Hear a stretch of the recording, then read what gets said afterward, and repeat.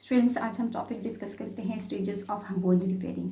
तो इस टॉपिक में हम देखेंगे कि एक बोन जब फ्रैक्चर हो जाता है तो वो किस ऑर्गेनाइज्ड तरीके से अपने आप को रिपेयर करवा कर एग्जैक्ट अपने ओरिजिनल बोन की तरह बन जाते हैं। चूँकि बोन में स्टेम सेल्स मौजूद होते हैं, इसलिए बोन में सेल्फ रिपेयरिंग की एबिलिटी पाई जाती है।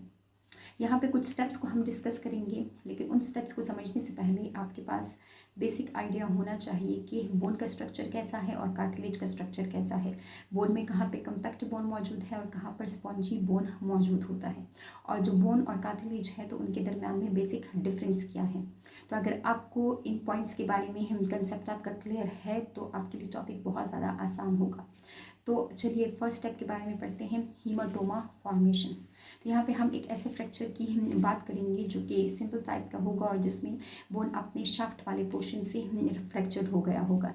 तो यहाँ पे जो ब्लड वेसल्स हैं इनसाइड द बोन, जो कि हेमरशिन के नाम में रन कर रही होती है, तो वो रप्चर हो जाते हैं, और जो साइड पे मौजूद टिश्यू है वहाँ के भी ब्लड वेसल्स रप्चर हो जाते हैं।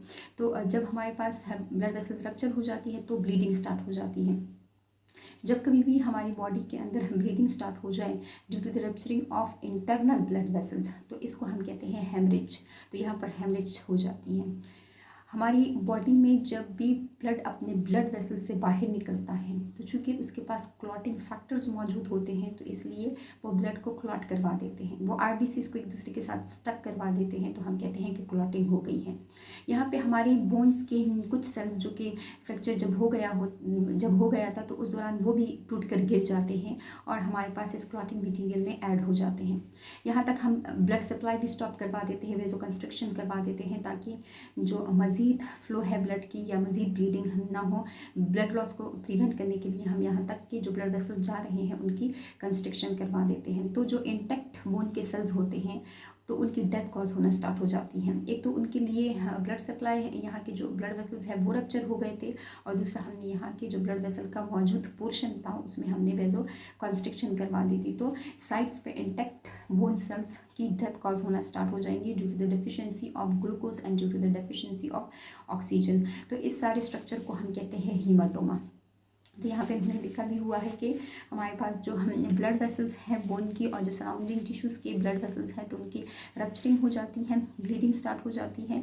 तो फिर हम क्या करते हैं, हम वेजो कंस्ट्रक्शन करवा देते हैं ताकि मज़ीद ब्लड लॉस को हम प्रिवेंट कर सकें। जो ब्लीडिंग है तो वो क्लॉटिंग में कन्वर्ट हो जाती है, और जो क्लॉटिंग है उसमें हमारे अपने बोन के इंजर्ड सेल्स या जो सेल्स गिर चुके थे तो वो भी मौजूद रहते हैं, और इसको हम कहते हैं हीमाटोमा। जो साइड्स पे इंटैक्ट सेल्स होते हैं तो उनकी डेथ कॉज होना स्टार्ट हो जाती है due to the deficiency of nutrients. तो जब ये प्रोसेस हो जाता है, हीमाटोमा बन जाता है, तो उसके रिजल्ट में हमारा इन्फ्लेमेटरी प्रोसेस स्टार्ट हो जाता है। हमारी बॉडी में उस जगह पे जहाँ पे फ्रैक्चर हो जाता है तो वहाँ पे इन्फ्लेमेशन स्टार्ट हो जाती है, स्वेलिंग हो जाती है, रेडनेस हो जाती है, पेन सिग्नल्स देना स्टार्ट कर देते हैं जो इंजर्ड सेल्स होते हैं। और इसके अलावा हम उस बोन को फिर हिला भी नहीं सकते हैं, उसको हम मूवमेंट नहीं दे सकते हैं। तो यहाँ पर फिर आप डॉक्टर के पास जाते हो, डॉक्टर एक्सरे करवाता है, फिर उसके बाद जो ब्रोकन एंड्स होते हैं उनको रीलाइन कर दिया जाता है, जिसको हमने कहा कि रिडक्शन होती है, और फिर आपको एक कास्ट लगा दिया जाता है, आपको प्लास्टर ऑफ पेरिस उस एरिया में लगा दिया जाता है ताकि वो जगह इमोबलाइज हो सके और बोन्स के दोनों सिरे एक दूसरे के करीब रहे ताकि उसमें रिपेयरिंग का प्रोसेस हो सके। तो बोन खुद की रिपेयरिंग फिर खुद करेगा, डॉक्टर का सिर्फ इतना काम होगा कि उसने उन ब्रोकन एंड्स को एक दूसरे के करीब लाना है। तो अब हमारे पास जो नेक्स्ट स्टेप है तो अब उसने परफॉर्म होना है।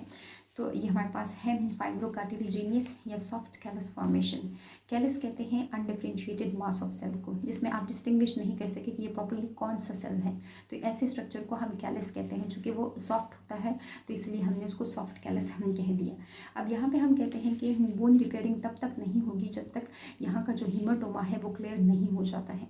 हीमाटोमा को कौन क्लियर करवाएगा, हमारे इम्यून सिस्टम में जो फैगोसाइटोटिक सेल्स हैं एक उनका रोल होगा, और दूसरा हमारे इस बोन के पास खुद के भी ऑस्टियोक्लास्ट सेल्स मौजूद रहते हैं।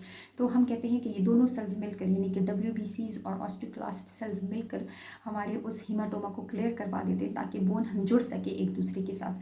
तो हम ये समझते हैं कि WBCs कहाँ से आई हैं। WBCs वहाँ से आई हैं at the side of fracture में, जहाँ पे कुछ हमारी सही वाली ब्लड वेसल्स भी मौजूद थी, वहाँ से वो लीक आउट करना स्टार्ट कर देते हैं। बहुत ही लार्ज नंबर में यहाँ इन ब्लड वेसल से लीक आउट कर रहे हैं और इस फ्रैक्चर साइट तक आ रहे हैं। एक तो यहाँ से आए हैं, और दूसरा ये जो ब्लड वेसल्स हैं जो कि रप्चर हो गई थी फ्रैक्चर के दौरान में, तो इनकी भी ग्रोथ स्टार्ट हो जाती है। ब्लड वेसल्स ग्रो करने लगते हैं इसी हीमाटोमा में।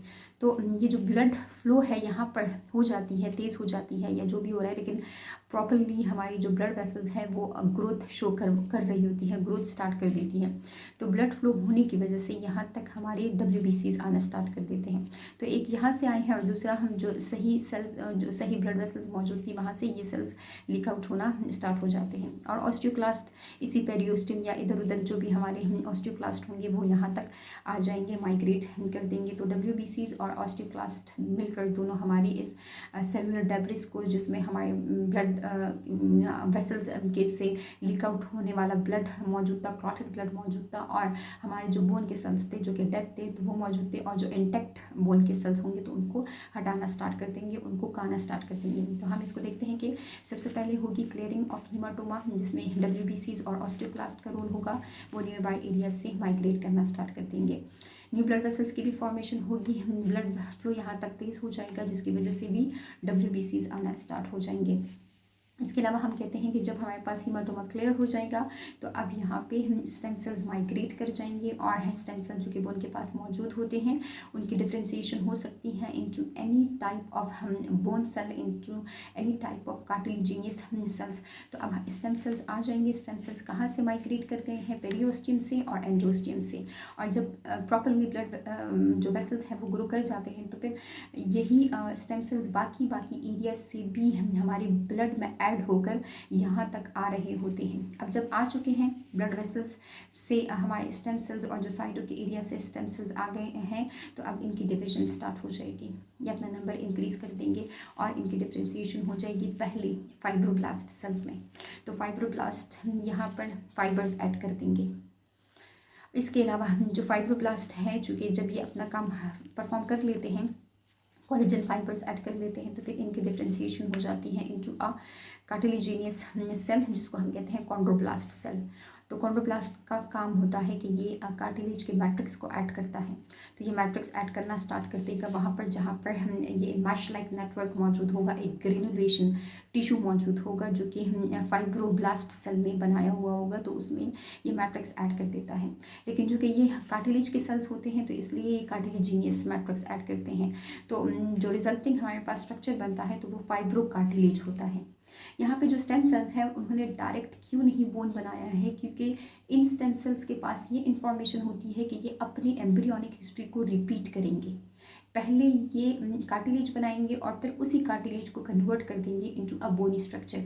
इसके पास ये इंफॉर्मेशन सिरे से है ही नहीं कि इसने पहले बोनी बनाना है। ये अपनी वही हिस्ट्री रिपीट कर रहा होता है। तो इसलिए पहले फाइब्रो कार्टिलेज बनता है जो कि सॉफ्ट होता है, तो इसको हम सॉफ्ट कैलस कह देते हैं। तो ये हमारे पास एक सॉफ्ट कैलस फॉर्मेशन हो गई। अब हमने इस सॉफ्ट कैलस को कन्वर्ट करना है इनटू अ बोनी स्ट्रक्चर, लेकिन बोनी स्ट्रक्चर में पहले स्पॉन्जी बोन बनता है, फिर हमारे पास बोनी स्ट्रक्चर बनता है। तो स्टेम सेल्स कन्वर्ट हो जाएंगे इनटू ऑस्टियोब्लास्ट सेल्स। ऑस्टियोब्लास्ट यहाँ तक माइग्रेट करेंगे, फ्रैक्चर साइड तक माइग्रेट करेंगे। जो स्टेम सेल्स आए थे यहाँ पे इन्होंने डिफ्रेंसिएशन की इनटू ऑस्टियोब्लास्ट सेल्स, और वो हम रिप्लेस कर देंगे इस सॉफ्ट कैलस को इनटू अ स्पॉन्जी बोन। तो यहाँ तक हमारा स्पॉन्जी बोन हमने बन जाता है, लेकिन स्टिल हमारे पास सॉफ्ट होता है, स्पॉन्जी है, और हमारे पास एक बोनी स्ट्रक्चर अभी नहीं बना है। लेकिन हमारे पास सारा हो गया।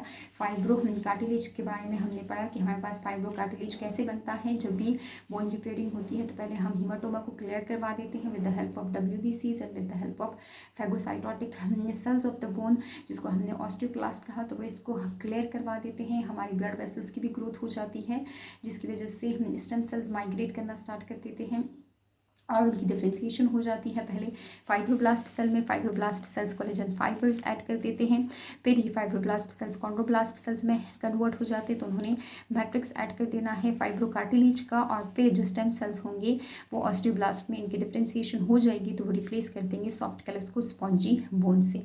तो अब हमने देखना है कि ये स्पॉन्जी बोन कन्वर्ट होगा इंटू अ बोनी कैलस।